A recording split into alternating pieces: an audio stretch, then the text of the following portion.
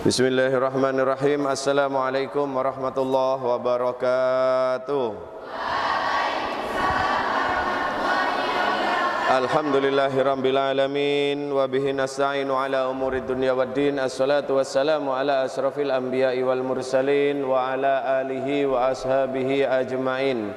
Allahumma salli wa sallim wa barik ala sayyidina wa habibina wa syafi'ina wa maulana Muhammadin sallallahu alaihi wa alihi wasallam. Allahumma inna nas'aluka ilman nafi'an wa rizqan thayyiban mubarakan wa amalan mutaqabbalan walhamdulillahi rabbil alamin.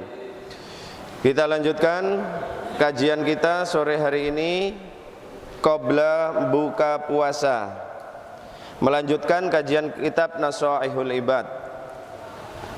Sore hari ini kita sampai pada makalah yang ke-11, Al-Maqalatul Hadiyata Asyrata, Babut Thulasi, bab yang menerangkan tentang 3 perkala. Bismillahirrahmanirrahim. Al-Maqalatul Hadiyata Asyrata, makalah yang ke-11. Qila li Ibrahim alaihi salamu, qila ditanyakan, li Ibrahim alaihi salam kepada Nabi Ibrahim alaihi salam, li ayyi syai'in, karena sebab apa, ittakhadakallahu khalila, sehingga Allah menjadikan dirimu sebagai kekasihnya. Makalah yang ke-11 para santri, ditanyakan kepada Nabi Ibrahim alaihissalam, wahai Nabi Ibrahim, oleh sebab apakah sehingga Allah menjadikan dirimu sebagai khalilan, sebagai kekasih Allah? Para santri dan para jamaah yang dirahmati oleh Allah, beberapa nabi mempunyai julukan-julukan, titel yang diberikan oleh Allah. Nabi Ibrahim mempunyai titel Khalilullah, yaitu kekasih Allah. Nabi Musa mempunyai titel Kalimullah, yaitu orang yang diajak bicara oleh Allah secara langsung. Nabi Isa mempunyai titel Ruhullah Al-Masih. Baginda Nabi Muhammad juga demikian. Bahkan titel beliau dari Allah bukan hanya 1, tetapi ada sekitar 7 titel baginda Nabi Muhammad. Di antaranya adalah Habibullah, kekasihnya Allah, Al-Amin, yang dipercaya. Banyak titel-titel para nabi, para rasul. Nah, Nabi Ibrahim diberikan gelar oleh Allah, sebutan, yaitu Khalilullah, kekasih Allah. Maka Nabi Ibrahim ditanya, wahai Ibrahim, apa yang menyebabkan dirimu itu sehingga mendapatkan gelar sebagai kekasih Allah? Maka kemudian Nabi Ibrahim menjawab, bithalatsin asya'a, yaitu dikarenakan 3 perkara. Aku ini diberi gelar oleh Allah sebagai kekasih Allah karena 3 perkara. Kata siapa? Kata siapa? Nabi Ibrahim. Konsentrasi ya. Apa sudah haus, sudah lapar? Ya, semua orang puasa itu haus, lapar, apalagi jam segini ya. Tapi bayangkan di depanmu ada es degan, es belewa. Jadi biar tetap konsentrasi. Maka Nabi Ibrahim menjawab, yang menjadikan aku ini dijadikan oleh Allah sebagai Khalilullah, sebagai kekasihnya Allah, karena 3 perkara. Wah, ini bisa kita contoh. Jamaah bisa nyontoh, santri bisa nyontoh. Kalau kepingin dijadikan sebagai kekasihnya Allah, Khalilullah, apa saja? Yang pertama, kata Nabi Ibrahim, ihtartu amrallahi ala amri ghairi.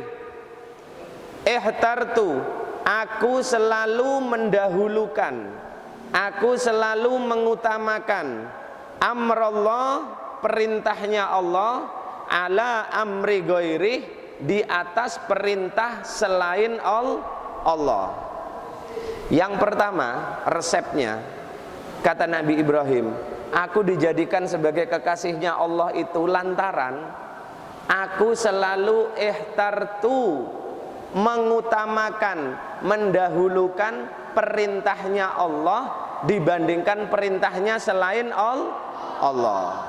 Gampang apa susah ini? Gampang apa susah? Mendahulukan perintahnya Allah dibandingkan perintah selain Allah. Gampang apa susah? Susah? Ada yang berkata gampang? Ya. Coba, kalau misalkan orang yang lagi buka toko, orang yang lagi berdagang, enak-enaknya buka toko, enak-enaknya berdagang, kemudian dipanggil sama Allah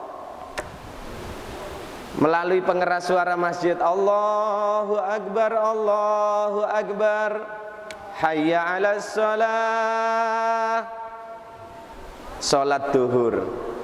Kira-kira orang yang buka toko, nutup tokonya, datang ke masjid, atau tetap buka tokonya? Tetap buka tuh.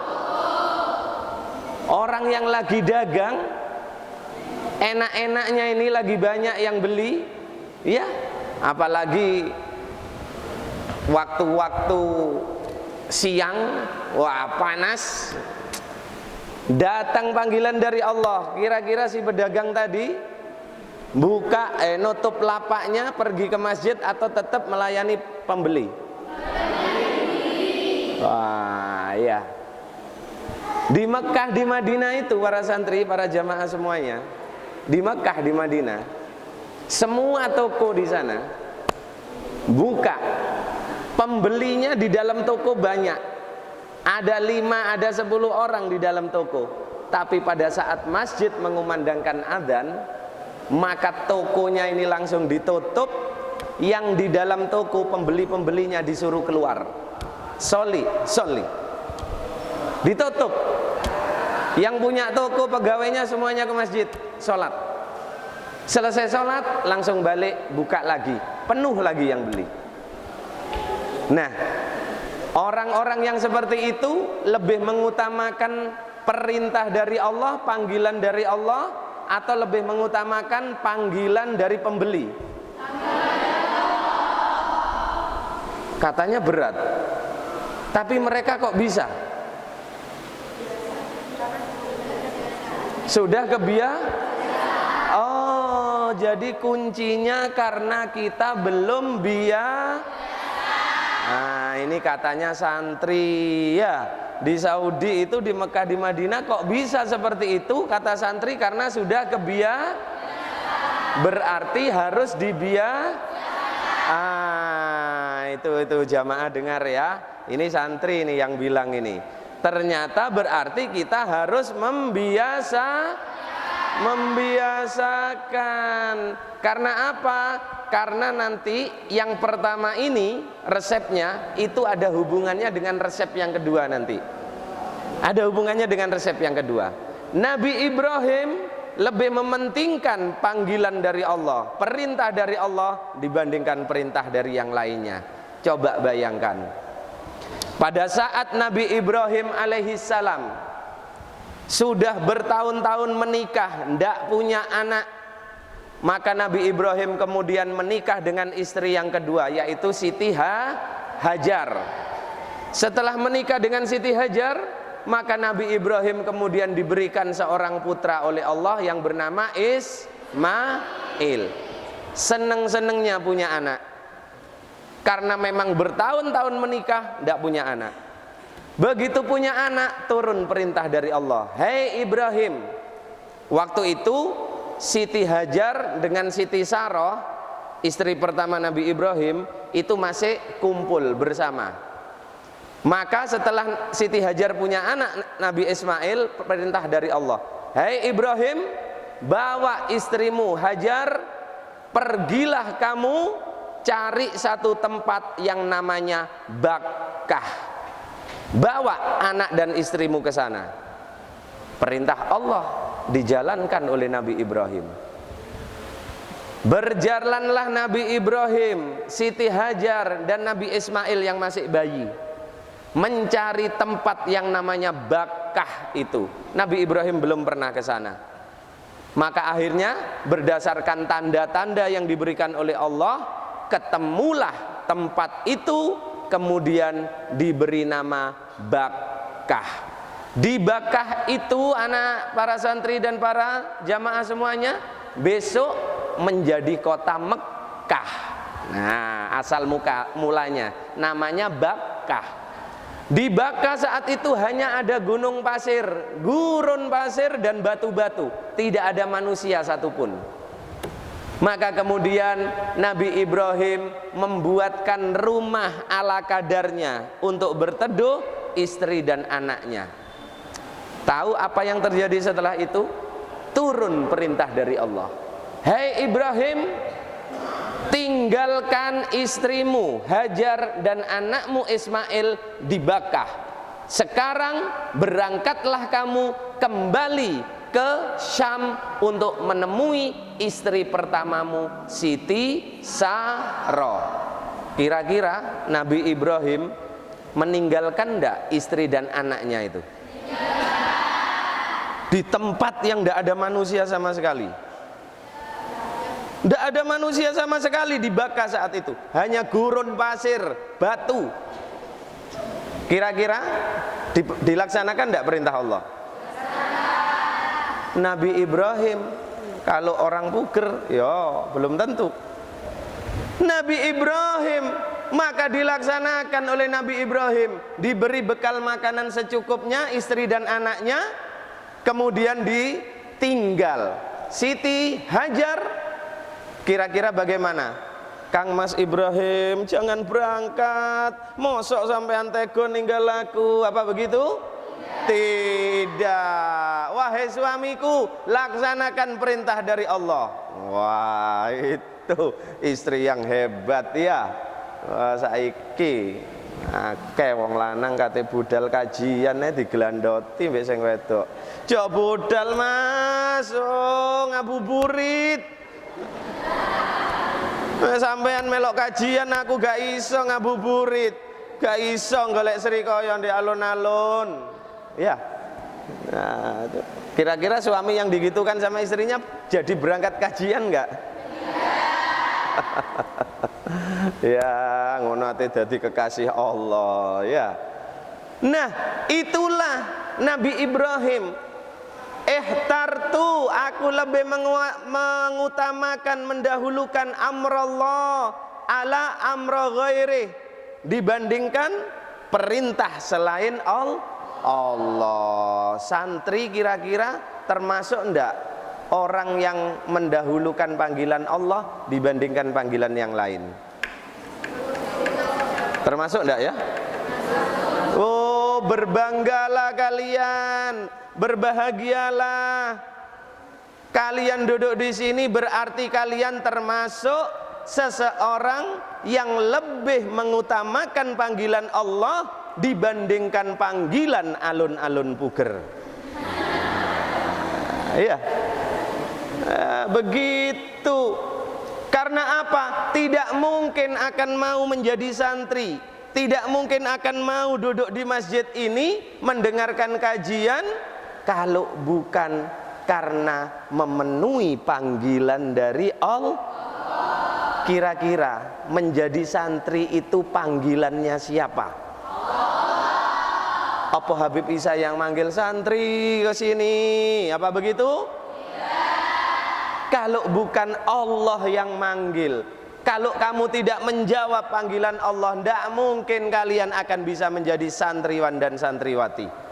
Oleh karena itu, kalian termasuk orang-orang yang ihtar, lebih mengutamakan amrullah, perintah Allah, ala amrih ghairi, dibandingkan perintah selain Allah. Bangga enggak?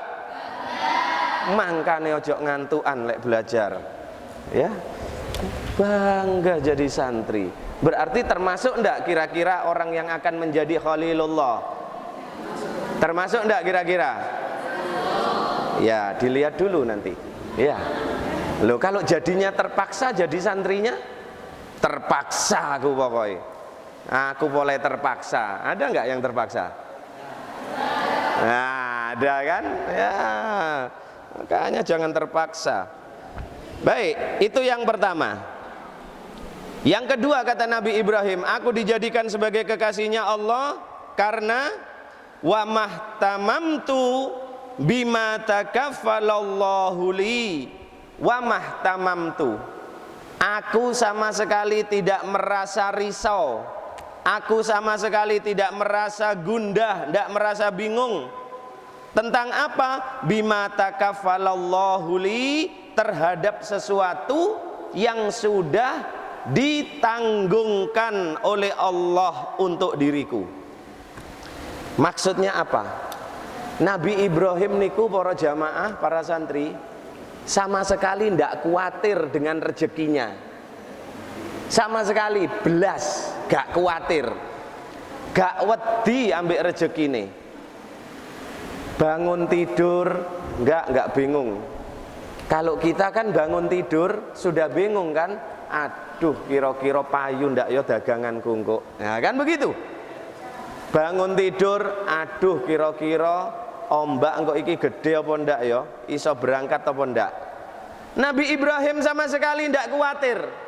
Karena apa? Nabi Ibrahim yakin 1000% bahwasannya rezekinya sudah dicatat oleh Allah.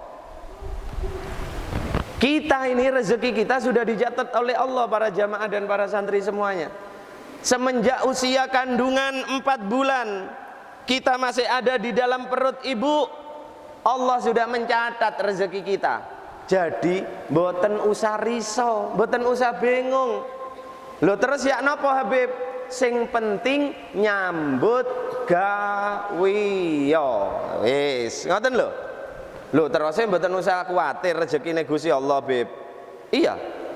Lho lek ngoten kan mboten perlu nyambut damel kan mboten napa-napa. Lah iku berarti awakmu sok weruh. Nah, ya. Kita memang tidak usah khawatir rezekinya Allah, tetapi kita perlu untuk menjemput rezekinya Allah. Santri, pernah enggak kalau pagi lihat rombongan burung terbang?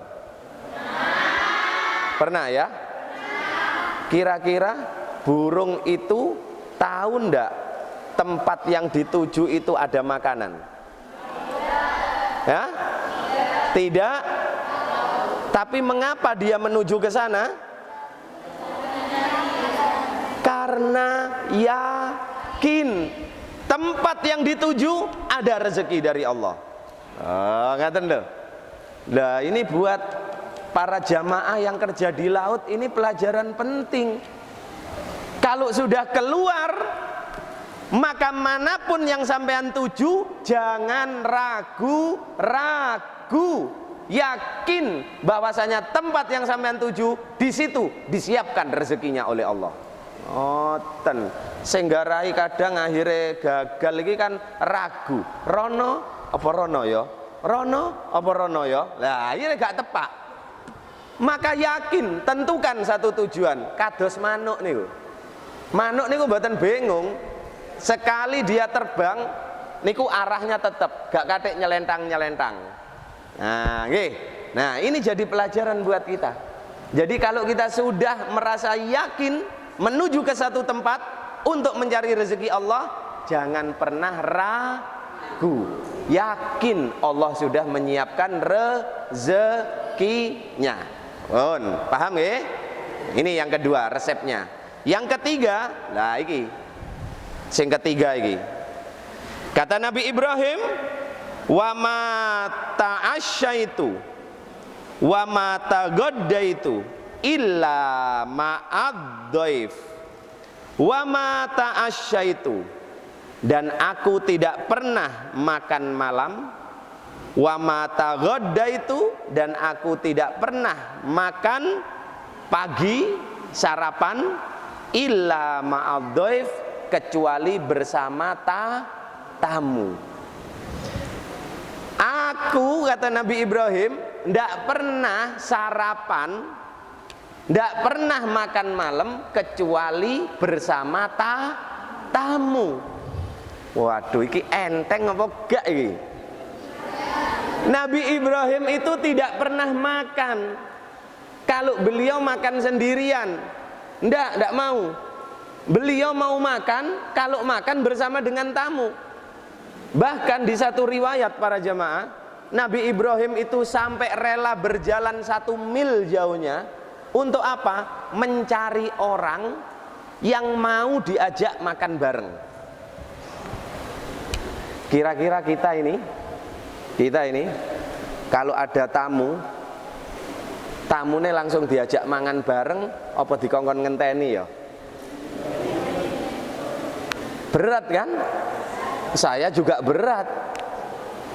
Lantaran Habib Isa mari sholat isya ditukokno santri sego pecel sak bungkus. Begitu sudah buka nasi sak sendokan melebu, Assalamualaikum Habib wonten tamu. Lah ya apa ngene iki? Ya apa lek wis ngene iki? Kate dijak mangan bareng, mosok sak bungkus wong loro. Tamune jelas sungkan. Terus gimana? Yo akhirnya bilang ke tamunya, ya suruh nunggu sebentar, Habib masih makan. Kira-kira awak dhewe lek ana tamu, ya makan, tamunya langsung diajak makan bareng, apa tamune kongkon ngenteni? Halo jamaah. Nah, para santri, kira-kira santri kilek makan 1 piring berdua, apa 1 piring selalu bersatu? Ya. Loh, Khalilullah, kekasih Allah, Pak. Kekasihnya Allah, bukan kekasihnya Lee Min Ho, ya. Kekasihnya Allah ini tidak main-main. Maka orang yang mendapatkan titel kekasihnya Allah berarti mempunyai perbuatan yang sungguh sangat luar biasa hebatnya. Nabi Ibrahim tidak pernah makan kalau tidak bareng tamu. Waduh, ini dicontoh oleh para ulama-ulama sepuh kita. Saya sering tahu para habaib sepuh, beliau-beliau itu para walaiti itu kalau makan, kalau tidak sama tamu itu tidak enak. Sehingga setiap hari para habaib dulu itu, walaupun di rumah cuma dia sama istrinya sama anaknya 1, tapi masaknya itu mesti sak panci. Masake mesti sak panci. Lantaran apa? Lantaran mangan mesti ngejak uang. Nah iki lho. Makan itu mesti ngajak orang. Nah kalau kita akan kebalikan, makan singitan. Lek ono uang, tok assalamualaikum, sejarno sik entekno. Ya. Nah, ini hebatnya Nabi Ibrahim. Yang pertama apa tadi? Lebih mengutamakan perintah Allah dibandingkan perintah yang lain, ya. Nah, misalnya waktune sholat Jumat, lah kok ono berita iwak abon lorek, ono endi lore nuso. Kira-kira ya apa? Kira-kira ya apa iki? Wis kate ngelaksanakno sholat Jumat. Lah kok ono berita rame abon lore iku bek iku ndek lore nusa. Kira-kira ya apa? Pancet salat Jumat apa coplok sarunge? Iya. Yang kedua, sama sekali ndak risau sama rezeki dari Allah. Dan yang ketiga, Nabi Ibrahim tidak pernah makan kalau tidak bersama tamu. Nah, mau menjadi Khalilullah? Kepingin dados kekasih ini Gusti Allah, para jamaah, laksanakan 3 ini. Insya Allah, kalau bisa tes jadi Khalilullah. Nanti bisa dicoba Haji Solihin. Besok ke rumahnya Sopo, Haji Solihin ke rumahnya Haji Mat. Pas waktune makan siang, kira-kira ya apa? Siap ndak di situ makan siangnya? Ya. Yang paling siap itu makan bersama itu siapa? Yang paling gampang jadi Khalilullah. Sopo sing paling gampang? Bu kantin. Bu kantin itu selalu siap makanan untuk orang lain. Iya. Nah, tapi masalahnya bayar. Seandainya gratis betul-betul jadi Khalilullah itu Bu kantin itu ya. Baik, sekarang kita ke makalah yang selanjutnya. Al-maqalatu ats-tsaniyata asyrata. Makalah yang ke-12. An ba'dil hukama, dari sebahagian hukama yaitu ulama ahli hikmah. Dari sebagian ulama ahli hikmah. Apa dikatakan? Salah satu asya'a, ada 3 macam perkara. Ada 3 macam perkara tufarrijul gusoso, yang bisa menghilangkan kesusahan. Ada 3 macam perkara yang bisa menghilangkan kesusahan. Para jamaah, para santri, al-hukama itu adalah attibaul qulub, yang dinamakan ulama ahli hikmah. Terus ngeten, ulama itu ada ulama ahli ilmu murni, ahli fikih, ahli hadis, ahli tafsir. Ini ulama. Tetapi ada hukama. Hukama itu dia tidak pinter ilmu-ilmu tadi. Tidak pinter ilmu hadis, tidak pinter ilmu tafsir, tidak pinter. Tetapi dia dikatakan sebagai ulama ahli hikmah. Lantaran apa? Lantaran kalimat-kalimat yang keluar dari lisannya berupa nasihat-nasihat yang sangat indah. Itulah hukama. Nah, sebahagian dari hukama ini mengatakan hukama itu attibaul qulub, dokternya hati. Berarti lek dokter hati sing diobati napa? Sing diobati? Yang diobati penyakit hati. Ngono lho. Karena dokternya hati, yang diobati penyakit Kalau dokter gigi yang diobati sakit gigi, kan begitu kan? Nah, di sini hukama itu dokternya hati.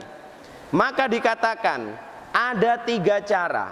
Untuk apa? Tufarrijul gusoso, untuk mengobati penyakit, yaitu mengobati kesusahan. Susah niku sakite napa? Kesusahan itu sakitnya apa? Sakitnya gigi apa sakitnya perut? Nah, ini para jamaah saya tanya, susah itu sakitnya apa? Nah, kan bingung kan? Sampean tahu susah enggak sih? Loh, jamaah ini apa bisa tanya? Para jamaah ini pernah ngalami susah enggak sih? Wong sering ngono ditakoni ya gak eroi. Tak pikir sampean gak iso jawab iki polahe selawase urip gak tahu susah blas. Tiba ya balak-balik susah sampean iki. Aneh iki wong-wong iki. Pernah susah napa mboten? Oh, sering. Padahal ya sering susah, ditakoni susah iku lak penyakitnya apa? Gak ero. Tak pikir gak ero iku polahe aku gak tahu susah blas, Beb. Tibake sering susah. Waduh. Susah niku penyakitnya hati, Pak. Nggih napa mboten? Sampean tahu ndak ngerasakno susah? Sering. Lek wis susah sing gak enak iku apane? Apane sing gak enak? Untune, endase cemut-cemut. Lah, itu loh. Jadi susah itu penyakitnya hati. Doktere kudu doktere hati. Atibaul kulub. Gak iso dokter spesialis penyakit dalam ngwarasno gak iso. Napa malih dokter kandungan gak iso ngwarasno penyakit susah. Maka ada 3 cara menghilangkan penyakit susah. Mau tahu apa ndak sampean? Terutama sing sering-sering susah iki. Sing sering ngrasakno susah apa meneh saiki ya? Susah napa mboten saiki? Hah? Tambah nemen. Loh, jangan, gembiralah dengan Ramadan. Ojo susah, soal angin gampang, mari ngene ilang angine. Soal iwak lenguru gampang, mari ngene teko lengurune. Ngoten lho. Yakin mboten? Yakin apa mboten? Yakin. Kayak Nabi Ibrahim lho, gak susah blas mek rezekine. Maka 3 cara untuk menghilangkan kesusahan. Yang pertama, dzikrullahi ta'ala. Dzikir kepada Allah Ta'ala. Habib, saya sudah sering berzikir tapi kok tetap bendino susah kula. Ala bidzikrillahi tatmainnul qulub. Ketahuilah dengan berzikir kepada Allah membuat hatimu menjadi tenang. Lho kula bendinten Beb zikir, tapi kok pancet susah terus Beb. Mboten ilang-ilang susahe. Sik tak takoni. Dikire sampean gawe apa? Dikire sampean gawe apa? Nggih dzikir Beb, la ilaha illallah, la ilaha illallah. Gawe li ya iku sing garakno susahe pancet susah lantaran dikire cuma ndek li. Coba dzikirmu di lisan masukkan kepada hatimu al-qalb, maka kamu pasti akan mendapatkan tatmainnul qulub, akan mendapatkan ketenangan hati. Ngono lho. Maka di dalam kitab ini dikatakan oleh Imam An-Nawawi yang dimaksud adalah dzikir dengan menjelaskan suara. Yang kedua, bil munajah, dengan bermunajat kepada Allah. Dzikir sampun bapak-bapak? Bapak-bapak dzikir sampun?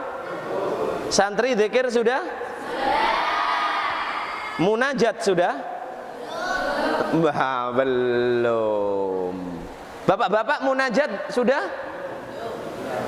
Munajah itu apa sih? Munajah, bermunajah itu apa sih? Bermunajah itu madul teng Gusti Allah. Kira-kira kalau ada santri yang madul ke Habib Isa, kira-kira itu madulnya rombongan apa sendirian? Karena apa? Agar supaya wadulane ndak diwerui wong li. Lah, itu loh munajah. Jadi kalau dzikir itu bersama-sama gini bisa. Tetapi kalau bermunajah gak ono wong bermunajah iku rombongan. Gak ono. Jenenge wong bermunajah iku dhewean. Lantaran apa? Madul teng Gusti Allah. Napa sing diwadulno? Kekurangan-kekurangan awake. Dadi lek ana wong bermunajah iku rombongan, berarti wong gak duwe isin. Wong gak duwe isin madul nang Gusti Allah kok rombongan. Ya Allah, dengarkan ya. Ya Allah, saya ini sudah lama kepingin dapat jodoh ya Allah.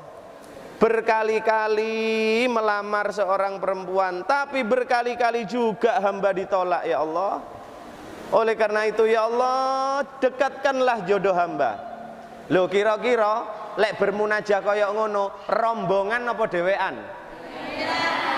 Lek rombongan berarti gak duwe isin. Jare koncone, lho ternyata awakmu gak payu. Bermunajahnya sendirian. Itu bermunajah kepada Allah sendirian. Loh Habib, kok masih perlu wadul kepada Gusti Allah? Apakah Allah itu tidak tahu kesulitan kita? Allah Maha Tahu. Kita bermunajah, ya Allah, Ramadan niki kok tasik sepi lenguru Gusti Allah. Pun badhe telasan niki Gusti Allah, badhe Idul Fitri. Kula tasik dereng numbasaken yuga kula rasukan Gusti Allah. Kira-kira Allah ngerti apa ndak? Ngerti. Allah semerap napa mboten? Semerap. Jare Gusti Allah, wis weruh aku le. Wis weruh aku. Ya Allah, kula kepingin niki Gusti maringi takjilan, tapi setet kula kok dereng nyantol-nyantol lenguru niki Gusti. Allah tahu apa ndak? Allah sampun semerap napa mboten? Jare Gusti Allah, wis ero aku. Tapi kenapa kita perlu bermunajah kepada Allah? Kenapa kita perlu bermunajah kepada Allah? Padahal Allah sudah tahu. Sekarang saya tanya, pernah lihat upacara 17 Agustus di Istana Merdeka? Para jamaah pernah ndelok ndak? Mosok sampean gak tahu ndelok, Pak? Bacut sampean. Berjuang ae gak ndelok upacara ya gak tahu sampean. Ayo sapa sing tahu ndelok upacara 17 Agustus? Pernah lihat? Nah, coba perhatikan. Ada komandan upacara, ada inspektur Biasanya inspektur upacaranya siapa itu? Presiden. Kalau pasukan sudah siap semua, inspektur komandan upacara laporan ndak kepada inspektur upacara? Lapor. Peserta upacara siap. Kan gitu kan? Kira-kira presidennya weruh ndak lek pasukan upacara pancen wis siap? Tahu. Misalnya gak dilapori, presidennya tahu nggak? Tahu wong presidennya wis ana ndek dhuwur wisan. Jadi masih gak laporan ya weruh presidennya, ya ndak? Tapi kira-kira kalau komandan upacaranya ndak laporan kepada presiden, kira-kira apa yang terjadi? Ya dipecat itu komandan upacara. Iya. Oh, komandan upacara kok awakmu pasukan wis siap gak laporan nang aku. Tak pecat saiki. Lah, kan begitu kan? Iya apa ndak? Kira-kira komandan upacaranya berani ndak laporan ke presiden? Ya kaya ngono iku awak dhewe nang Gusti Allah. Ngoten. Allah itu tahu semua persoalan kita. Tetapi kalau kita tidak mau laporan kepada Allah lewat munajah, berarti kita adalah manusia yang ngelamak kepada Gusti Allah. Koyok komandan upacara iku mau ngelamak nang presiden. Lek wis dipecat ambek Gusti Allah, ayo dadi apa sampean? Ayo. Kira-kira iki tahu ndak sambatan nang Gusti Allah kabeh? Jamaah, panjenengan tahu pernah napa mboten sambatan teng Gusti Allah? Munajah teng Gusti Allah. Pernah napa mboten? Pernah. Yakin kula, pola akeh sambate panjenengan sampean. Tapi gak apa-apa sing akeh sambat nang Gusti Allah. Tapi lek sambat niku Pak, ojo rombo dewean. Kapan? Tengah wengi. Wong sambatan Ya Allah, kula nggak ada utang ya Allah, dereng saged ngelunasi. Kula nedhi paringi rejeki ya Allah, kersane utang kula saged lunas. Kira-kira bermunajat ngono nang Gusti Allah, kepingin akeh sing krungu apa kepingin ndak ana sing krungu? Nah, itulah munajah. Beda kali dzikir. Paham nggih? Dzikir boleh bersama-sama. Tetapi munajah kalau bersama-sama berarti kita orang yang tidak punya malu. Oleh karena itu bermunajah itu sendirian. Santri sudah bermunajah kepada Allah? Kapan? Hah? Selesai sholat. Ya.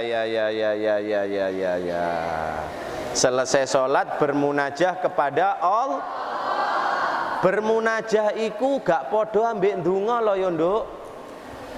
Bermunajah iku gak podo ambek ndonga. Munajah iku wadul nang Gusti Allah. Duduk njaluk. Paham ya? Bukan minta. Wadul. Tak ulangi. Wadul. Duduk njaluk. Munajat wadul. Ya Allah, kula dalam kondisi sakit. Kula sakniki lemah ya Allah. Sepi Gusti. Setet sepi, payangan sepi Gusti. Akhirnya timbangan nggih sepi Gusti. Akhirnya cucian sepeda nggih sepi Gusti. Cukuran nggih sepi, sedaya sepi Gusti. Allah tahu ndak? Lek pencen saiki sepi.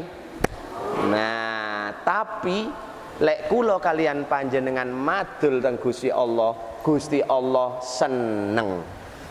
Gusti Allah bungah lantaran apa? Berarti hambaku ini telah mengakui bahwasannya aku sebagai Tuhannya, aku sebagai pemilik rezeki.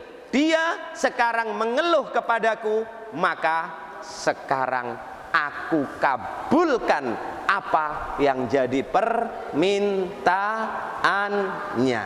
Nah, ngoten lho para jamaah.